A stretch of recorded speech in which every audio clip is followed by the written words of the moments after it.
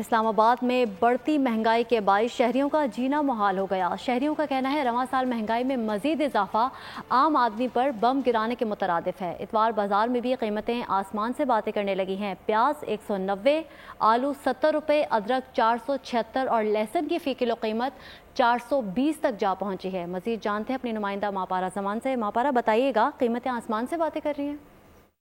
इस वक्त मैं इस्लामाबाद के एतवार बाजार में मौजूद हूँ, जिसे सस्ता बाजार कहा जाता है। ये सिर्फ नाम का सस्ता है, यहाँ भी महंगाई का राज कायम है।